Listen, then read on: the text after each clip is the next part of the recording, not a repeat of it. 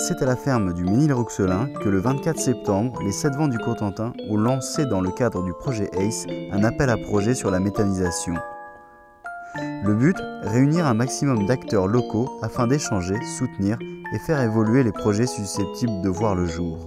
Dominique Rêve, je représente le lycée agricole de Coutances. On a un projet éventuel de méthanisation pour chauffer les serres du lycée. Bienvenue et merci d'avoir répondu à notre invitation.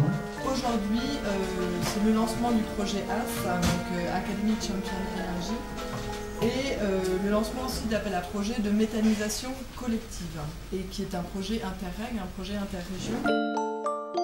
Que ce soit en chauffage, que ce soit sous mode électricité.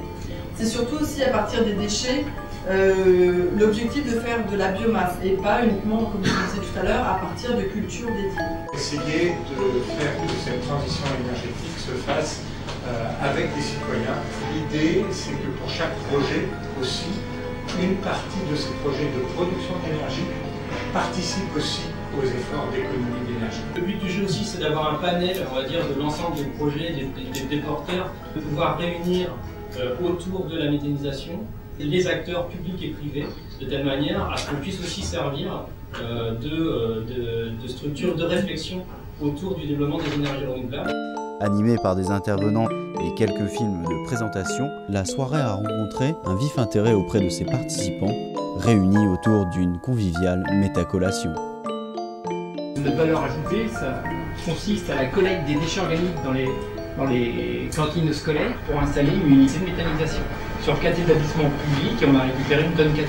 Je représente une collectivité territoriale, mais qui a elle-même en vocation la gestion de ses déchets. Ceci dit, on est dans cette recherche effectivement de collaboration.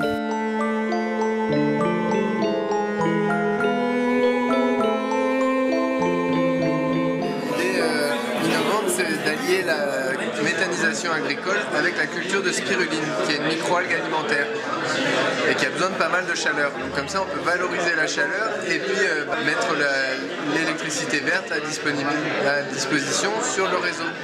Environ une quarantaine de participants et parmi ces participants, il y a au moins une dizaine de porteurs de projets.